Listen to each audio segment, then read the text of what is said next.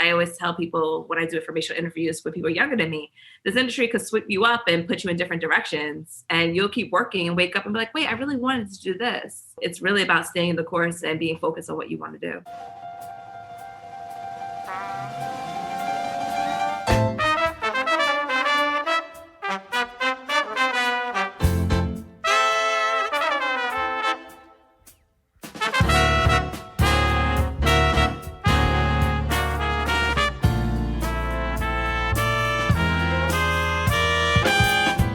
Dave Bolger here, and welcome to Had I Known, a show that explores the journeys of some of the most interesting members of the Hamilton College community. This week's guest is Toni Bullock, class of 2008. All right, we got another Emmy winner this week. We had an Emmy Award-winning writer in Paul Lieberstein, and now an Emmy Award-winning producer in Toni Bullock. No big deal. Just what we do on this show, talk to Emmy winners. I first had the opportunity to meet and talk to Toni as part of an 1812 Leadership Circle event. If you're wondering what the 1812 Leadership Circle is, well then you don't donate enough money to the school. Stop being a cheapskate, cough up some money, and you'll get invited to events like the one I hosted with the two people I've mentioned so far, Toni Bullock and Paul Lieberstein. And it was fun when they did the introductions of, here is Emmy Award-winning writer and actor from The Office, Paul Lieberstein, and Emmy Award-winning producer, Toni Bullock. And Dave's got a podcast. But I enjoyed getting to know Toni as part of that event, and I thought I had to have her on the show. And I'm glad I did. I enjoyed hearing her story, hearing about her career path, and hearing about her love of mentorship and networking and helping other women grow in a career in entertainment. And, it's fun to talk to an Emmy winner. And I got to see it. She held it up for me on the Zoom, which was pretty cool. If you're interested at all in the business of television, if you're interested in reality television, or if you're just interested in hearing a fun conversation with a smart, hardworking woman, I think you'll enjoy this. Here is my conversation with Toni Bullock, class of 2008. Good to see you. You too. How's everything since the last we spoke? Things have been okay, all things considered, I guess. How about you? Good. Just taking everything a day at a time. That's all we could do. That's all we can do. That's all we can do. But you said you were traveling, so that's something. That's a step towards normalcy. Yeah, a little bit, but I mean, travel is not the same as it used to be. So no, I wouldn't know. Yeah, so it's just, I mean, without giving them self-promotion, I'm only flying Delta, and so they stopped doing the middle seats, and then now you're just with everybody else. But yeah. I mean, it's just a little stressful. But I mean, it was just, but I'm back in LA now, so I'm just okay now. All right. I was talking to a former coworker the other day who had been traveling a bit for work recently, and he said that there's an adjustment. I think even when things go back to whatever normal is going to be, I think mentally being okay with being, a New York City subway, I don't know, am I going to be comfortable getting on that subway again? I don't know. It's so weird.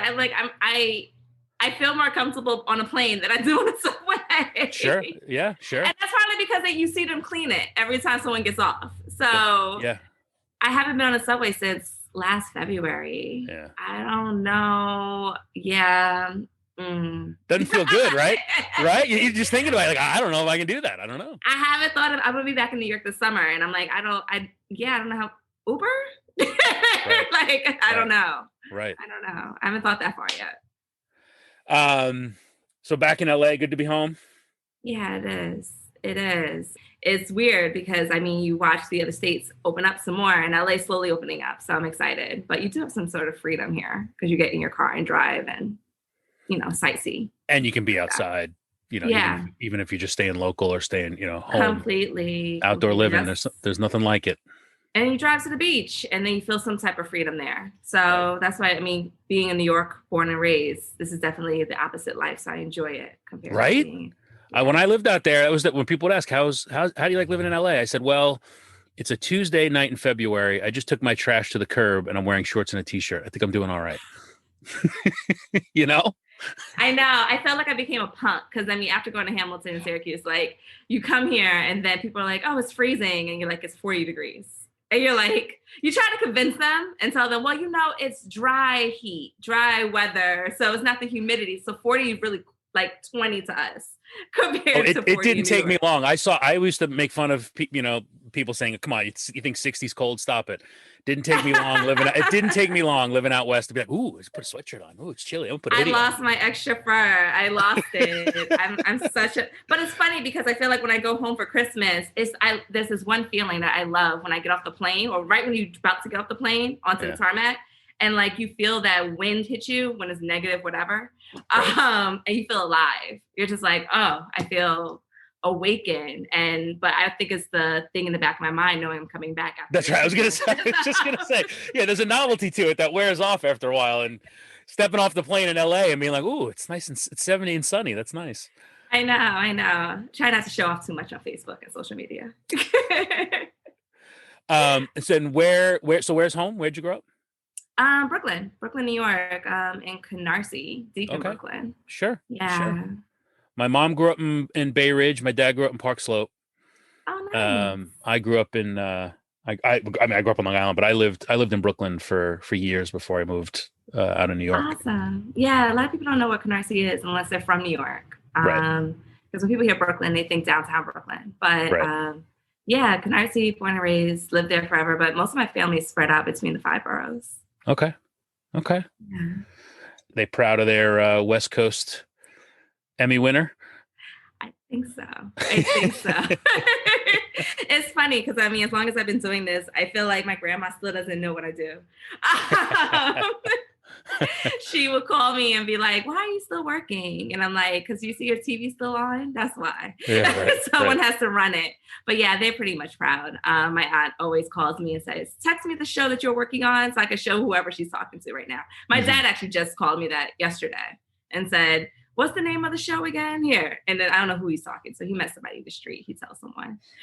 So That's got to be nice, though. I mean, there's even though they may not understand entirely what it is you do, to be able to point to and say, she did that. yeah, completely. I mean, I screenshot sometimes when my credits go by and just Uh-huh. send that to them because Uh-huh. credits go by so quickly. So I screenshot and send it to them and they get it. And I let them know a show that I'm doing. If it airs, they'll watch it.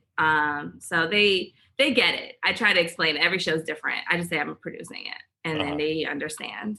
How did it feel the first time your name was in a credit? Oh, I gotta think about that. I don't remember the first time my name was in credits, but I remember the first time my friends recognized it.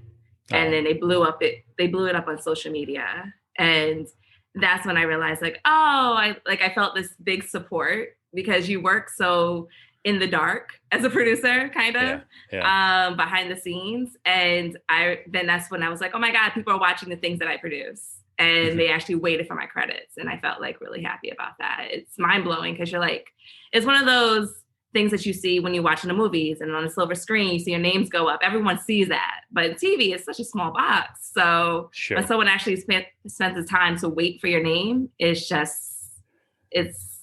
can't put it into words. And especially with TV, people who do what I do in advertising ruin that space by squeezing the screen over so more ads can appear and promos can appear, so it gets even shrunk even more. A little bit, as TV's developing and changing, and I'm watching Netflix, and they're like, "You want to jump to the next one?" That's right. Yeah, even in Netflix, the credits are getting squeezed. Yeah, my family, we've gotten in the habit. My wife and I have always, we're the people that'll stay in the theater at a movie and watch until all the credits are done. And we've gotten our kids into it. Now our kids get into it because oftentimes, especially in kids movies, there'll be something at the end of the credits so they're sticking around for everything. Like Marvel movies. 100%. And so now if we watch something on Netflix and it moves the credits, into the little box to put on what's next, the kids get mad. Like, no, put back the credits. So for people like you, I'm trying to teach my kids to stick around for the credits. I appreciate you. So I know. Funny. I just want to think about it because it's funny because actually that's how I'm sure we could get into it, but that's actually how I got one of my first jobs was scrolling through the credits and finding out who worked where and then trying to piece their name to the show and try to figure out their email. But we could get into that later. Well, I'm always interested in whether it's TV or film. I won't begin to say I understand that world very much. Just trying to figure out, my kids always marvel at how many, and so do we, how many people work on a project, and then just trying to figure out, forget about who it was, what the hell all these jobs actually are. Yeah. And I think even when you and I talked in that alumni session we did, I'd ask you this question about like a producer, like what it is to be a producer can vary. The definition of that can vary greatly project to project, right? Completely. Producer is just, it was funny because I did an interview not too long ago and they were like, oh, you wore many hats on this show compared to this other show. So it depends. Like you could work one show, kind of like a big format, like a game show, and you have maybe 300 crew members, especially shows like Amazing Race, where you're having crews in different countries. Mm-hmm. But then you could work one small show and there's only like 50 people on there. So producers range anything from just a PA, which is producer's assistant, who's basically the person who does everything and has hands in everywhere, to the line producer who does the budgets, supervisor producer overseeing the crew, and then maybe the co-EP and EP who basically executive produce the show, but then there's also the showrunner who's a producer, and that person is running the show. And this is just reality television. Right. Scripted has their own definitions. Right. So I do want to get into how you got into it, but let's go back. How does one end up going from Canarsie to Clinton, New York? Sure. I skip a few steps. After I was born, I went to high school. I went to high school at James Madison High School in Brooklyn, New York. And it was probably my sophomore year. I had an English professor or teacher at the time. And I was that kid that wanted to do everything. So I was in the school band. I played the flute, like the marching band. I was such a geek. But I was also a flag girl. I did acting on the school plays called Sing. But in the public school, pretty much, it's not as much structure. You basically wake up 7 a.m., go to school, you do all your curriculars and your extracurricular activities, you do your sports, and then you go home. Next thing you know, it's 10 p.m. at night. And then you have to do homework. I know my English teacher at the time during parent-teacher conference told my parents about a school called Marblewood. It's a school in Kent, Connecticut. And she was telling, well, actually, no, I lied. Retract that. She actually told me about a school called Choate. And she was like, she went to Choate. And she was like, I think Toni would excel there. You guys should apply. It will give her some structure and help her for college. And my parents were like, okay, let's look into this. So we applied to Choate, but it was like January in the middle of my sophomore year, and Choate wasn't accepting kids. So they told us about Marblewood. And they said she could go there for a half a year and then transfer in the fall for her junior year. I went to Marblewood and I just fell in love with it. It's very like Hamilton. It's a small college preparatory school on the top of a mountain. At the time, my graduating class was probably about 23 kids. And from there, I was allowed to do everything from, running student government. I was president, and then I did acting, and I was part of the band, and then I was running sports. But then I still had time to do school. So. Sure. At the same time, one of my professors, Professor Kolaf, he went to Hamilton, and we had an alumni weekend, and there was another alum named Herman Chapman, and he introduced me to him while he was there. And he was like, oh, you guys should talk about Hamilton, because Larry Kolaf was like trying to get everybody to go to Hamilton. So during the college tour, I decided to go to Hamilton as one of the stops, and I met with Herman. And he introduced me to Miss Breland, and I guess the rest is history. And then, so sounds like similar sort of experience at Hamilton then, in terms of type of school and opportunity to do a lot of different things. It was a good transition for me from Marblewood to Hamilton. I feel like what I loved about Hamilton when I arrived on campus compared to other schools, it was the opposite of New York City. Right. It was, I was already prepared through living in the middle of nowhere in Kent, Connecticut, to go to Clinton, New York. The jump from Brooklyn right to Clinton might have been a different sort of. That was a little, that was a culture shock. Yeah. But I was excited about it. It wasn't like I was screaming at my parents saying, take me back. It was just like, oh, I get to live on my own in a dorm, and I get to have do whatever, eat whatever I want to eat. But it was yeah, Hamilton just basically was pretty much warm and like had green grass everywhere. And the buildings, it spoke college to me. It was very much like everything you watched on TV and you thought what college should be. That's what I really drew me to Hamilton. Anyone pick on you for your New York accent? Because I used to get it from Long Island. I don't think so at Hamilton, but when I moved to LA, yes. Ha! Well, it's interesting because I feel like there's so many New York expats in LA anyway, and that's surprising to me. There are. I feel like most of LA is New York. Right. But no. The smart ones. Yeah. And then now when I tell people I'm from New York, they're like, I don't hear it. And I'm like, oh, I travel a lot. Yeah. Oh, when I go home for Christmas, it comes out. It comes back, sure. Yeah. If I get angry or, I have a few drinks, then it definitely comes out. But I remember, like, I never, you don't think you have an accent. And then I show up on that campus and people are like, where are you from? Long Island? Then we got to break out demographics and like locations. What part of Long Island are you from? Yeah, exactly. I'm a South Shore kid. Ah. All right. So then you have a somewhat easy transition to Hamilton. What were you throwing yourself into when you got there? What was keeping you busy? Well, I went through the HEAP program, so I got another jump into knowing what Hamilton was before the school year started. And I, again, attacked everything my freshman year. I remember Miss Breland had talking to me because I took 2 labs my first semester. I took astronomy and archaeology.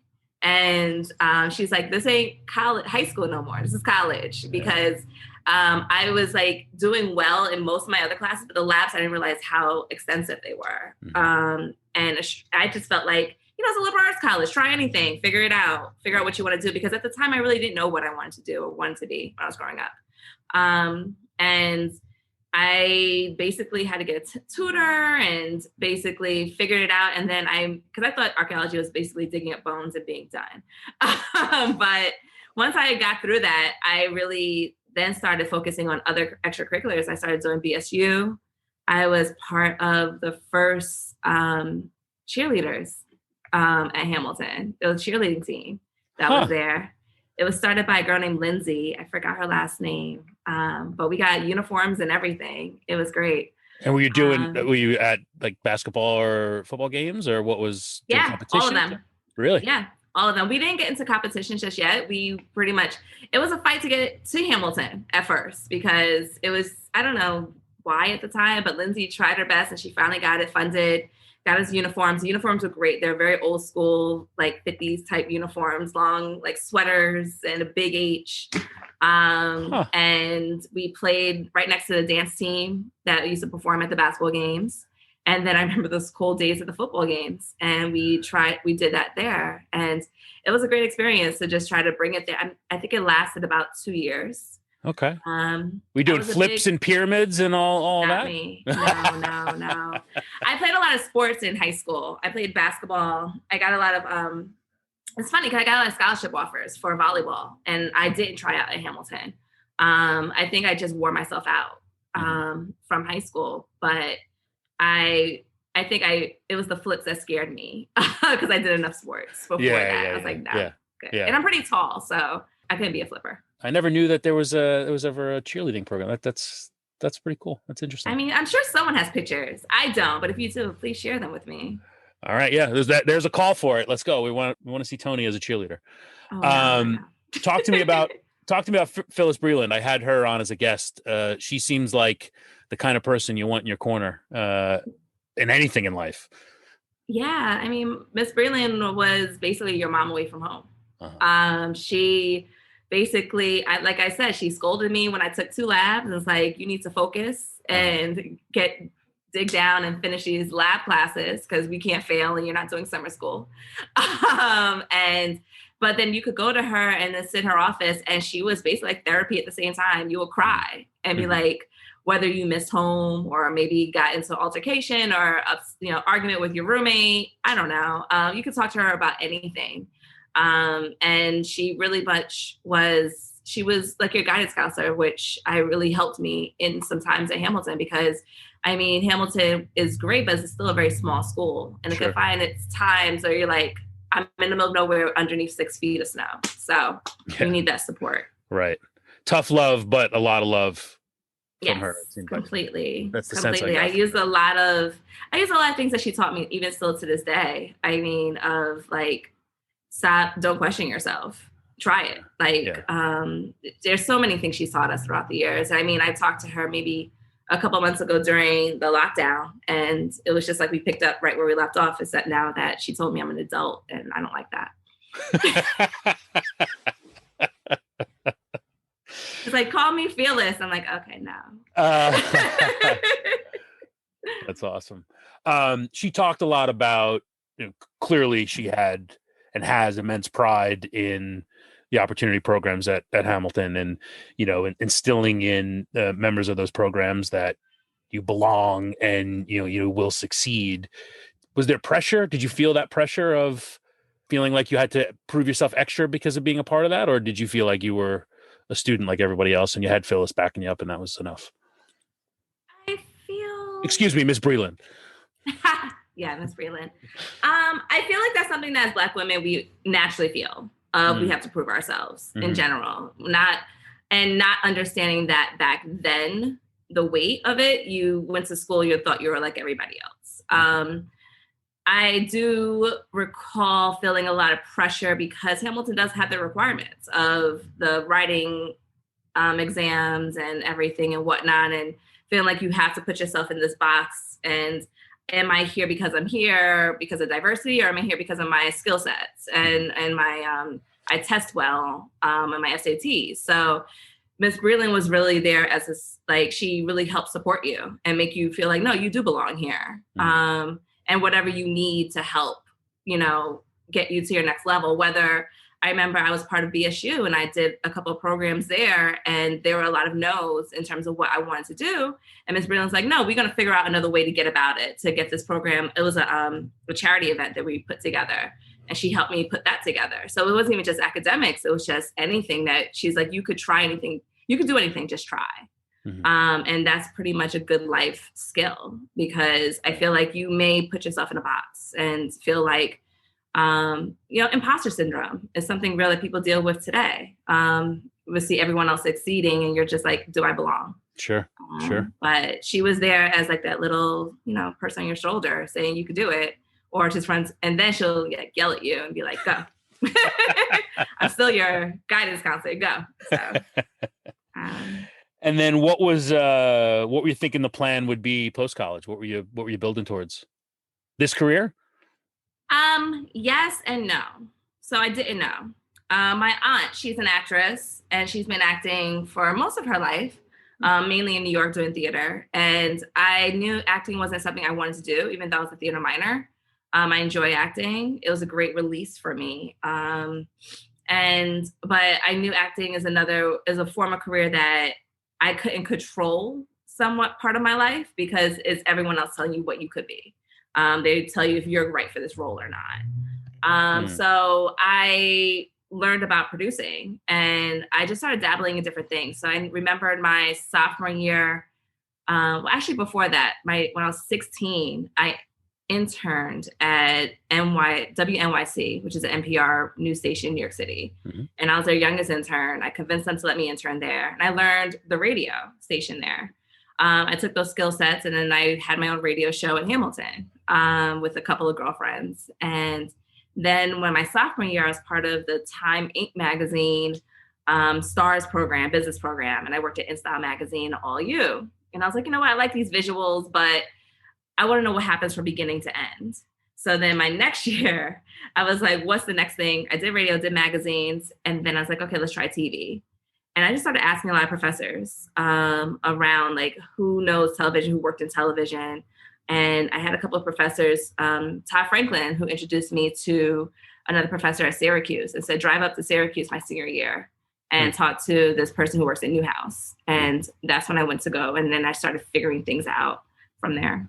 Interesting. And is that where the scouring the end credits came from, to figure out who did what? Oh, that's later down the road. Okay. But Yeah, that was like, yeah, that was at, I had to go to Syracuse. Well, I didn't have to go, but I went to Syracuse for grad school. And then Okay, part of Syracuse graduation, you have to have a job or internship. So got it. So that's me scouring the credits. did that conversation with the professor from Syracuse? That's what ultimately led you to go there for grad school.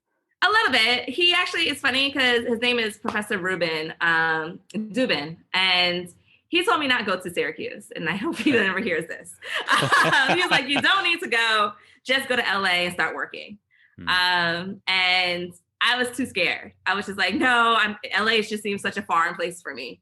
And I remember when we had like a graduation fair, and all these colleges and schools came, and I just applied to Newhouse, Syracuse.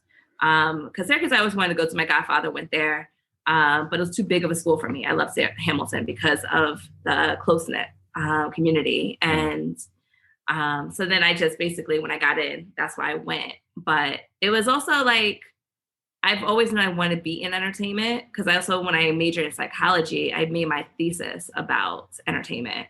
And that was a fight that I had to do, because that was something different that Hamilton wasn't used to. And, but I actually I was looking for it when I went to my grandmother's house last year. I'm still trying to find it, because I feel like I'm interested to know what I wrote. It was like 100 pages. But it was basically how advertisers use psychology to persuade their audience, which is true. I don't know what you're talking about. It's hard. It's a harder truth to accept, but yeah, it's one of those. And it was a good thesis, and it really helped me shape. I still use it today in terms of when I'm trying to interview people and talk to people. You really have to level out with people. And even if you're trying to develop new projects, and the end result is you need an audience to drive the business.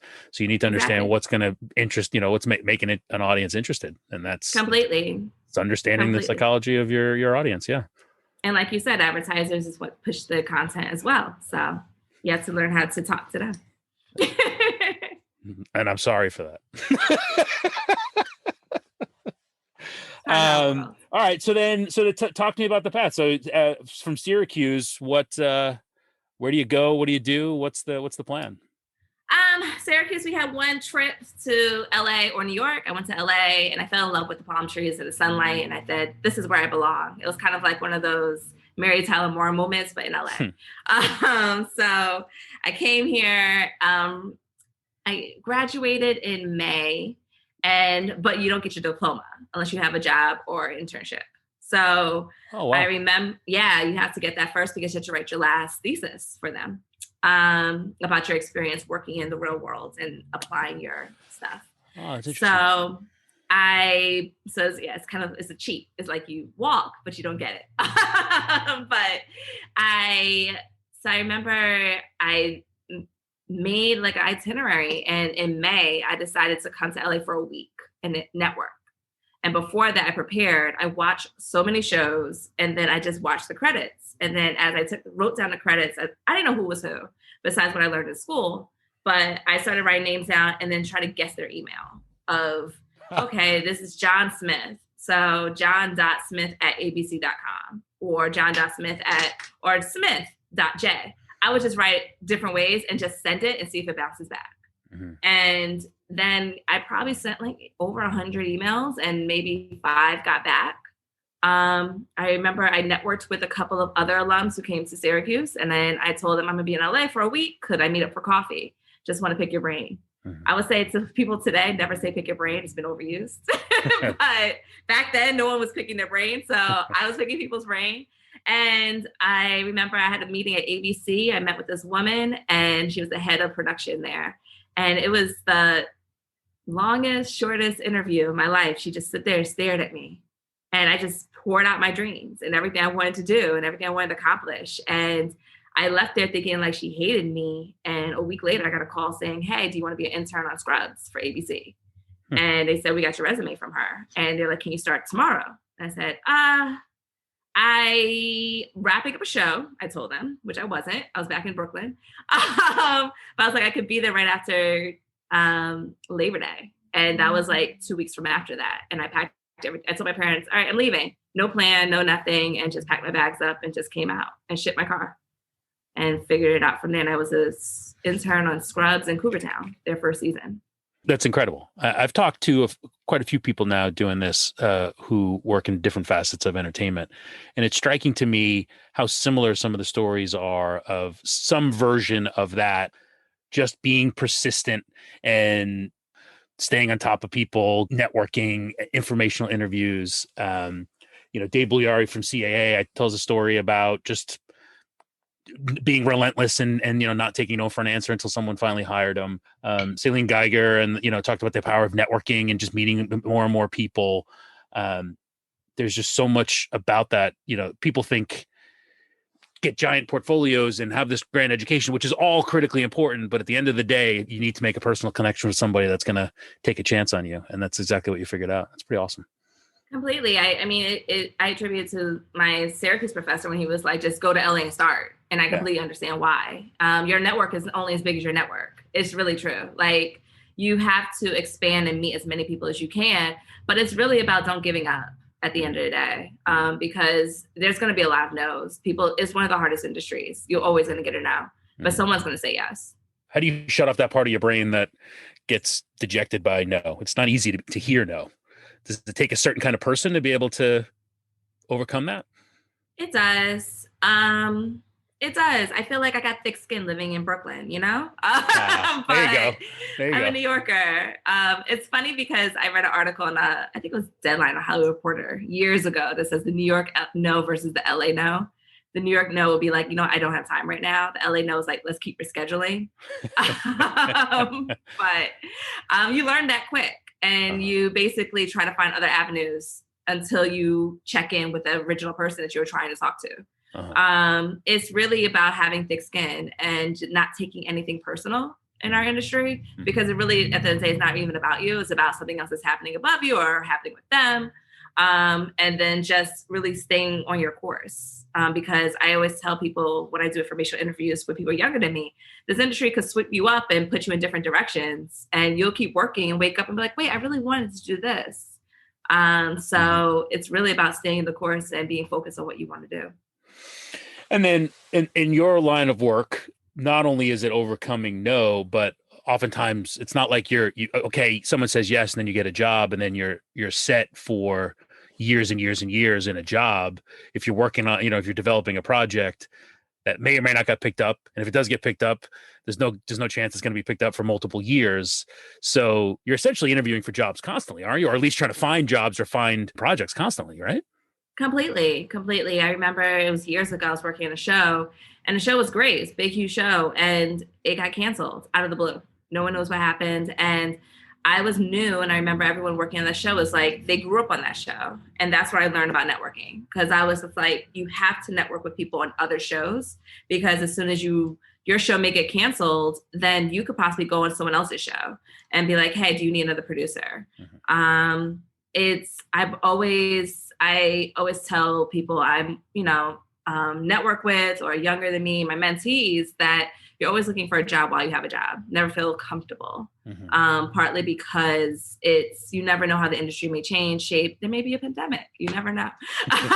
Things may happen. So it can be exhausting, but it does take us. I am upfront with a lot of people when they say they want to be a producer, because that's different than you being an agent or working as a network executive. Those lifestyles are a little bit different.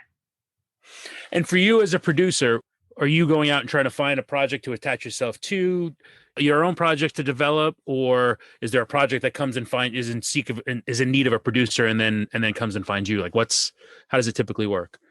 Generally, I am looking for a project that is looking for producers. So the project's already greenlit and it's happening. Got it. On the flip side, I'm also a development producer. So I work with production companies, like consulting and creating development. So I'll come up with concepts, and we put a pitch packet together and maybe create a sizzle, which is like a trailer for the show, and then try to pitch it to networks.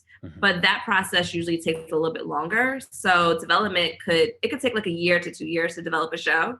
And hopefully during that time when the show's greenlit and you're a part of it, you could, and you're available, you could work on it. But if not, I'm generally working on shows that are already in motion. I'm familiar with this from the advertising world, but and upfront season, and I know that there has historically been a traditional development season as part of that.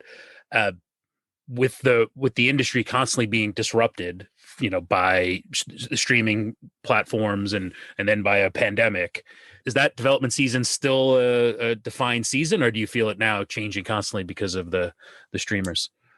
I feel like we got shaken a little bit for last year. Hmm. We had a development season, but development for us really happens throughout the year.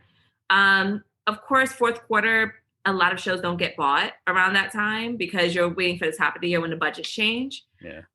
The money is pretty much spent, but we have this convention called Real Screen, and that's in January. And for the past few years, it's been in New Orleans. This last year, it's been virtual, which has been different. And it's basically a convention where all network execs are there, and then development producers or people who work at production companies come and pitch their projects. It's a big networking where you finally get to see people that you've been talking to the phone with all the time, but now it may change the way we start pitching again because people Right. realize they don't need to travel. Who knows? Right. But I've been pitching shows constantly. So now it's just anytime because entities like Netflix will buy something. I hear they greenlit very often, more often than the linear networks. Mm-hmm. Mm-hmm. And is the pitch truly like what you hear of? It's an elevator pitch. It's think this meets this and there, or what goes into a pitch? Is it as simple as just having the best pithy statement to get someone interested, or how do you go about getting something bought? Well, I tell people no idea is a new idea because the world, everyone has the same ideas. Right. It's what makes your idea different. And whether it's some type of IP, like an article that it came from, or there's a person, a talent that you have and you shape their world around them. It's pretty much you start with that. So let's say you start with a person and they work on this land and you're just like, this is a show here. And you basically interview them and you do like a casting sizzle, which is like a trailer of getting to know who they are, show their personality, cut that down to be about 3 minutes. And then you write a pitch deck where it basically explains everything you couldn't put in that sizzle of their world. What could we see possibly on the show? Who else are the other characters that work around them? And then you also try to figure out but all before this, you try to figure out what network would want this and how you can match this which network. And then you take it to, you have a log line, and that's kind of like your elevator pitch. That's basically saying, this person lives like, it's basically like Below Deck meets Vanderpump Rules. So they have a visual of what the show is. Right. And then they can see if that's something that they need, because you're also one person of a million people pitching a show too. So you don't know what else you're competing against. Right. And is that elevator pitch, is that what gets you in the door, and then you got to back it up with deeper premise and cast and whatever else? Yeah, it's a lot of relationship based. It's really about keeping up with the networks, the executives there. Each network probably has about 4 executives at a time. And you build your relationship with them and really trying to find out what their mandates are for that season. And then sometimes you just send them a log line and be like, hey, what are your thoughts in this world? Or what are your thoughts on this person? Or have you been pitched this person before? Because sometimes that may happen. And then that helps you dig a little deeper, whether you want to develop it some more, or just table it for the time. What are the network execs looking for these days? What's the big kind of thing that's getting bought right now? I don't. It's funny because I've been seeing a lot of shows on Netflix get greenlit. There are wedding shows, which are interesting. But we don't know what Netflix is looking for. Netflix keep it kind of quiet. I feel like reality's hard on the streaming platforms a little bit, isn't it? What do you mean? I don't know. I maybe, and I'm not necessarily the reality TV in general isn't always my go-to, but it doesn't stand out to me as where I would go first for reality television. That feels like still a domain of the broadcasters or the cable networks. I mean, it really depends. It depends on the person and what you're looking for. Yeah. I mean, there's some hit shows like Married at First Sight on Lifetime. That style is very different than, let's say, Bling Empire on Netflix, or one of their wedding shows that they have, like Married at versus Marriage versus Mortgage. It's just basically, it depends on the person and what kind of entertainment that they're looking for, escapism that they're looking for. Sure. But I mean, Netflix and HBO Max and Hulu are very premium in terms of how they shoot reality compared to the other networks, where we also have Bravo, who's very glossy, and E is very glossy as well. Yeah. But then you have the E's, I mean, the A&Es and, you know, the investigative stories, and that's reality as well. It's just a different form. Sure. I just want more Amazing Race. Can you get me more Amazing Race, please? I would love that too. I mean, I heard that they were shooting and, you know, COVID shut them down. So hopefully they're, but they just aired their season. So hopefully more will be coming. Yeah. Sure. We started picking back up shooting most of our shows right now. We're slowly getting back out there. So I feel like the fall will be great with new content. It's needed. It's definitely needed. It is. We're especially excited. the broadcast stations, definitely. Yes, completely. All right. So then how do you come to be an Emmy winner? It was shocking to me, to be honest. I was working on another talk show. It was 2019. I was working on another talk show, and basically we went on hiatus, and I got a call for this show called Black Women Own the Conversation. And they were shooting in New York. And most of my friends know I work in New York or LA because I could go home and see my parents sometimes. And they were like, it's a 2-week gig. Do you want to work it? And I was like, sure, I'll do it. So I flew back to New York and I worked it. I produced it. And the 2-week gig, it was like the stars aligned, because the original show I was working on, they kept pushing their start date.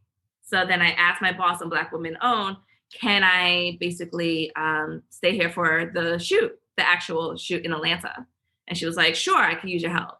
So I said, okay, cool. So I was a producer on that show. And my role on that show was basically, I would shoot and run the crew for the background packages. So the talent that was there, I would interview some of the talent that we had on the panelists and pre-interview them and prep them.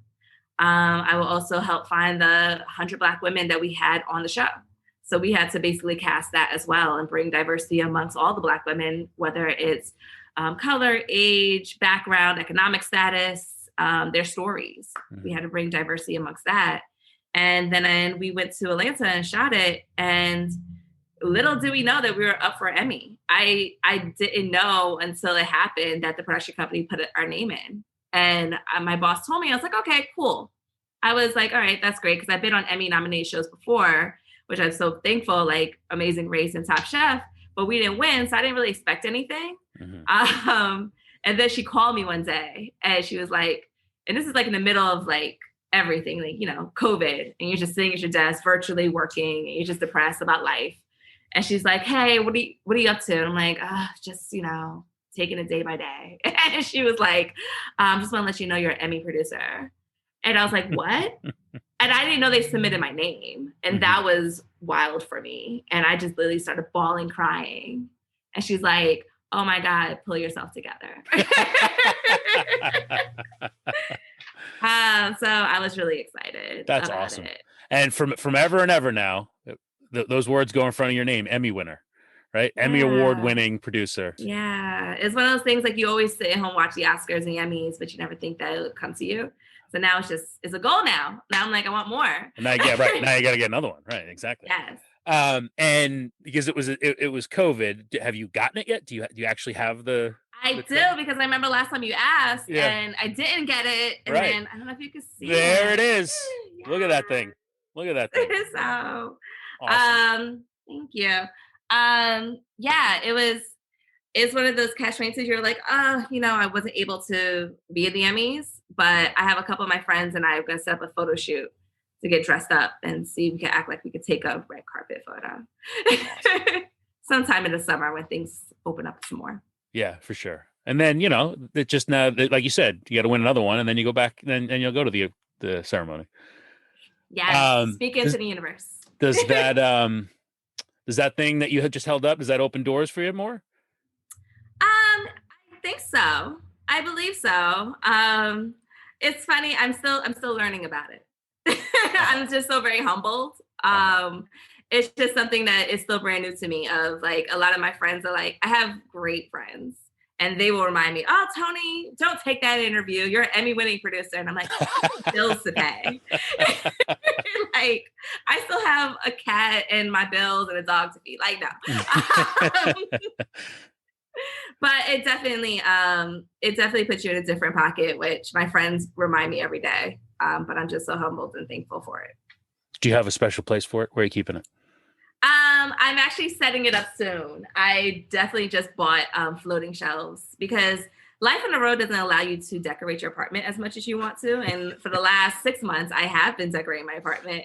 But I was like, I'm gonna get floating shelves and put it up there. So right now is on one of my mantles that I have, which it may stay there. Who knows? Because I'm not that person that puts it behind them on a Zoom call.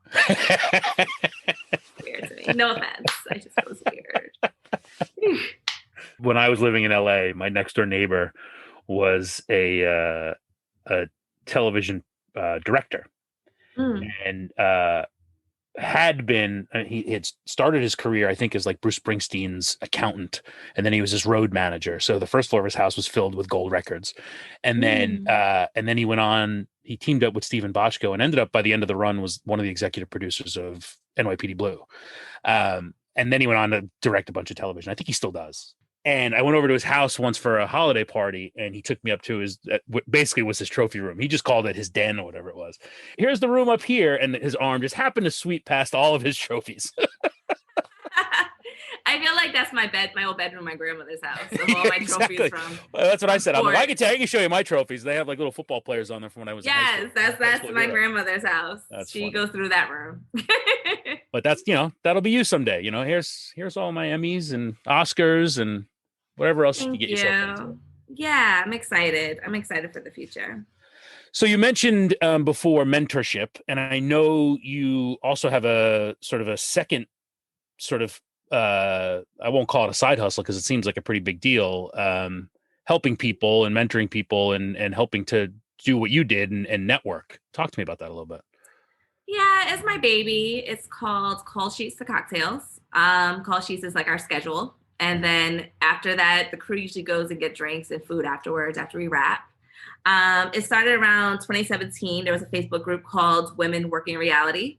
And it's basically over, 20,000 women in there from all over the world who work in entertainment, networking and talking. And I remember 2017, some of them kept saying, I wish we could meet together.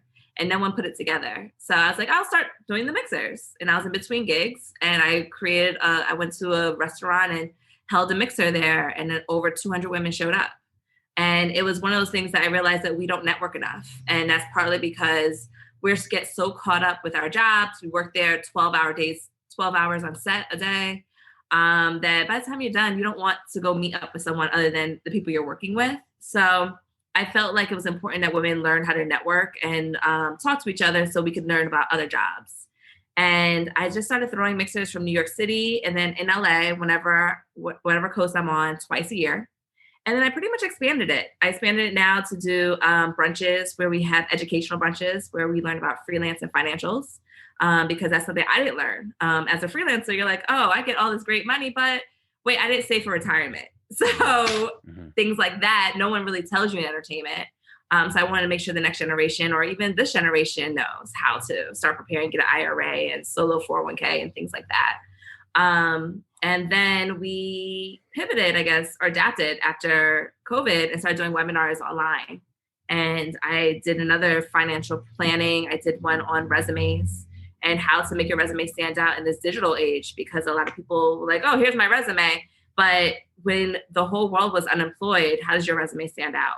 Because I realized I would forward people's resumes and my friend would be like, Toni, I got 100 resumes for this position. And I'm like, so we had like a panelist of about 7 people, everyone from Staff Me Up, which is like a production LinkedIn for us, to HR execs in the advertising, television, everything that's very similar to our trade, to help people learn how to shape their resume. And I put it on YouTube for people to watch whenever they need a boost. And it's pretty much, it's kind of like my baby. I love doing. It's getting bigger than I thought it was going to be. It was like a side hustle that I love doing. And this year, God willing, we are trying to go to Bali for a retreat. because I'm really big also on mental health. I realized one year, it was 2019, I was really burnt out. I was just exhausted. I worked shows back to back. And I was at home and watching Eat, Pray, Love. And I never watched it before. And then she went to Bali. I was like, I'm going to go to Bali.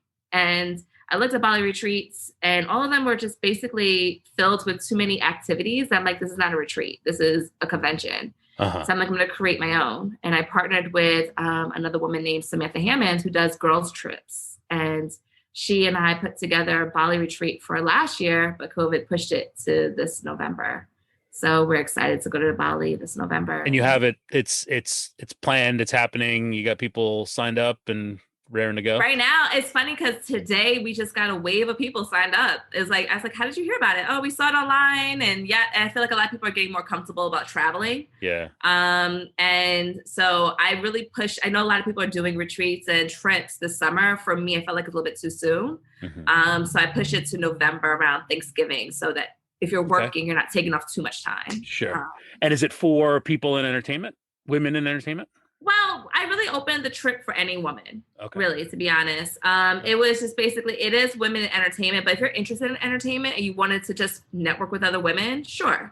And we curated it in the point of every day there's a half a day activity, like a cooking class or a yoga class. And the other half is you can do as you will. And I feel like the only headache of the trip is the flight. It's so long. So we're excited. If there are women listening to this that are interested in networking with a bunch of successful women in entertainment, how do they find out about this trip? They go to my website. So you go to www.tonibullock.com/C2C. So C as in Callsheets to cocktails, and then number 2, C. And then you can find all the information. You can subscribe there. And then every time we do email blasts, you'll find out about our next event. Awesome. Well, I at least want to hear about it and see pictures, because it's going to Bali in November sounds pretty awesome. Going anywhere right now sounds pretty awesome. I know. Itching to get out the house. Itching. Right? I know. But baby steps. So you're big in supporting other people in your industry, which is fantastic. Understanding the power of the Hamilton Network, I imagine students have reached out to you as well, especially when they found out that there's an Emmy award-winning producer as a Hamilton grad. What do you tell Hamilton students who are interested in your work? I tell them the truth. Like I've always asked them, what do you want to do? And it's okay if sometimes they don't know. Yeah. So I give them a layout of I'll break it down to maybe 3 different sections. There's a network exec, there's the agency route, there's the producing route. What kind of life do you want to live? And that's pretty much, do you want to be a networker and connect people and package shows together? Or do you want to be on the ground, hands-on, putting a show together? And how creative do you want to be? And that pretty much helps me guide to tell them where they want to be. And if I don't know the answers, I always try to connect them to somebody that may know.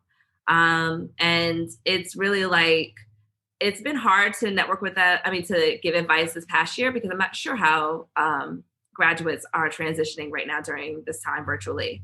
But I hope they've been preparing for when we do open up again and start working again. But I give them the advice that I wish I was given when I first started. That it's not easy, it's hard. And when I graduated, there was 20 of us that moved to LA from Syracuse, New York. And now there's probably like 5 still living here. So it's one of those, positions or industries that you're going to have to be like, is this what I really want to do to be successful? I experienced this working in sports. It's an industry that many people want to get into. When I worked in the ad agency world, we had a professional sports league, not the NFL, as a client, and because the NFL is fantastic. But this other league, we were treated as if, oh, you want us to pay you? No. There are many other people out there who will do this work for free because they want to work in professional sports. And I sense that there's similar to sports, the athletes make the money, the stars make the money. Everyone else has got to work. Completely. That's another truth I tell them. Be prepared to be broke. Uh, when I first started working at Scrubs, I had two other jobs. I was working at Scrubs, as an intern, which didn't pay, besides a stipend for and you got food and lunch, and you take the food home for dinner. But I also worked at Express at the mall, and I worked at the Grove at Zara, and I was a hostess at a restaurant, and I'll bounce those jobs around just to stay in LA. And that's how I knew I really wanted to be in LA, because I could have been like, you know what, I'm just gonna go home and kick it in my parents' house, and figure it out there. But it's a hustle in the beginning, and that hustle really stays with you throughout your career, right. Just to keep moving forward to get something done. If you're passionate about it, you'll make it work. Yeah, you got to want it. Completely. Like, the money will come. It's just like when you're an assistant, it's probably not there. But you just graduated, so you're not making money anyway. Right. What's next for you? Where do you go from here? Good question, Dave. Currently I'm developing new shows. Okay. I'm excited. I'm developing a few shows that I'm working on and consulting on a couple others that people come to me and ask help with. Can you talk about any of them? No, they're development. All right. Is your own sort of production company a goal? Eventually, yes. Okay. Eventually, yes. I mean, not in the immediate future, but eventually, yes. Or just unseat Oprah and just have a media empire that has, multifaceted with trips to Bali and whatever else. And then have my own book club. There you go. Yes. I mean, I'm not mad at that. I mean, Oprah, Will Packer, they're definitely people that you inspire to be. Yeah. It's one of those, I love being in the field, but right now my passion kind of has steered me to a little bit more in development, because I like coming up with the show ideas and like filling in the holes of the shows and the stories that are not shown right now. So that's what I love. That's what I'm really focused on for the next year. So playing now in both television and film, do you have a preference? I think my heart is still in television. I would love to see my name on the silver screen one day. I would love to go to the Oscars one day. Is there still going to be a silver screen? It's one of those things I'm itching right now to get to. LA did open their movie theaters 20%. I'm not too comfortable yet, but give me another few weeks. I'm a little over watching movies on my TV. But it's so nostalgic to just see it, see a film on TV, and it makes you feel like a kid again. So I don't think theaters are going away, to be honest. I think people are always going to want to see theaters, movies in theaters, and really have that day or night date or self date that you took yourself to in the middle of the day or the middle of the week at night. Just because it's something about losing yourself in this complete darkness and watching magic on a screen. So I totally agree. I hope you're right. And I think back to your psychology bit, even those people who say like, oh, I can just watch it on my TV and that's fine. I think we overlook and forget what shared experiences do for us. You get cues about laughter. You get cues about, what emotions other people are feeling. And even just the experience of hearing people whisper and talk about the movie on their way out of the theater, the ability to talk to the person people you're with after that. What did you think? Did you like it? I don't know. I didn't think about that. All of those shared experiences, we're not having right now. And no. I, whether we realize it or not, we're going to be craving them, I think. I'm craving it already. I checked the seating because in LA I'm sure in New York you could do it too, where you could pick your seat. Yep. So I'm checking to see, trying to find a theater that's the most empty before I go. But I mean, I feel for the creators sometimes, because I know sometimes they'll go to a theater and sit in the back just to hear and see the reactions of people actually seeing their film that they took time to create. Right. But to go back to your question, film takes so long, and it's a long process, where reality is a little bit much quicker, even though development takes a while, but you could shoot a show in possibly like 6 weeks. And then next thing you know, it's on air by a month from then. So I do like the fast pace of reality, but it's just, I feel like when you get your name in the theater and you're like, oh, I made it. I get it. On the reality bit, I wanted to ask you, as a producer, especially, how much of reality are we getting, and how much it is Toni pushing the right buttons to get the reaction we end up seeing on screen? I feel like you're getting what you get. All right. It's reality. I feel like we have to talk about what reality shows you're talking about. Like, when you're talking about shows like Black Women Own, that's reality. That's of course. In terms of like, it's a talk show. It's a town hall. So we're definitely not producing anything. Of course. In terms of other shows, like when you look at the Kardashians, like season 1, that was a reality too. Today, I mean, it's a little possibly produced. They're just produced, not saying they're forcing story, but they go in knowing what they're about to shoot. Yeah. So I always tell people that we never force story.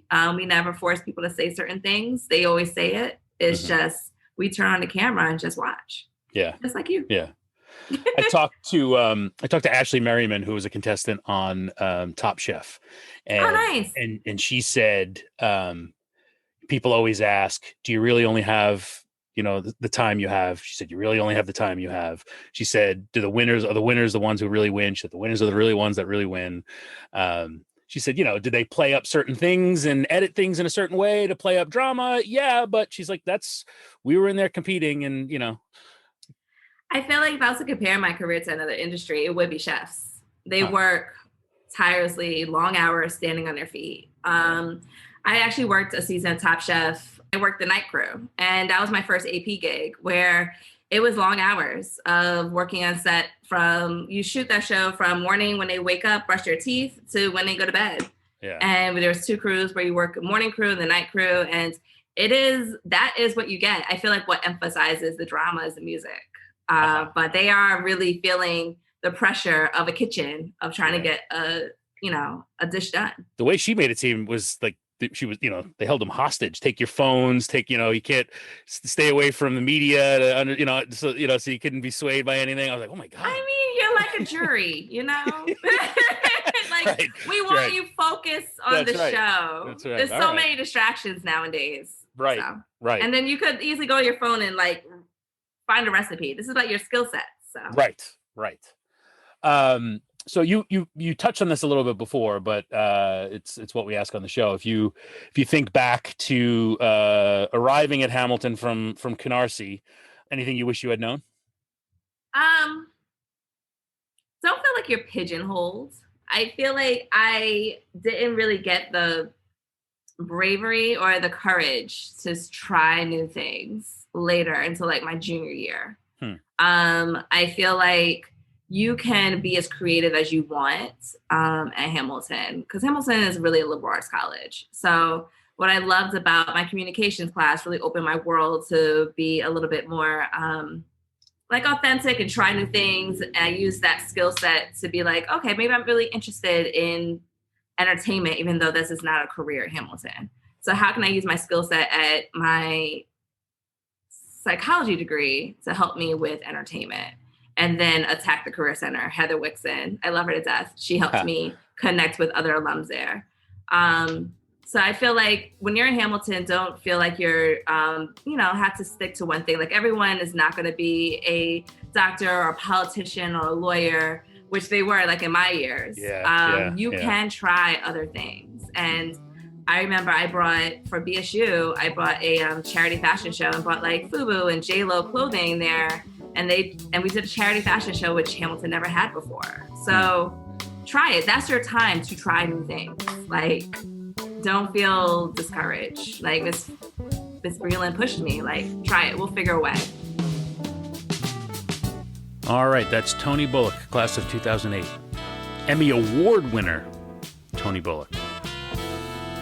As the son of 2 Brooklyn born and raised parents, it's always great to see success stories like that for someone from Brooklyn.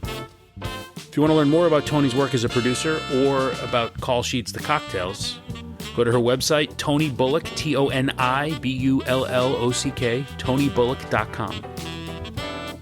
My thanks to Toni for joining this week. I really enjoyed talking to her. It was fun. You have been listening to Had I Known on WHCL-FM, Clinton, New York. Had I Known.buzzsprout.com.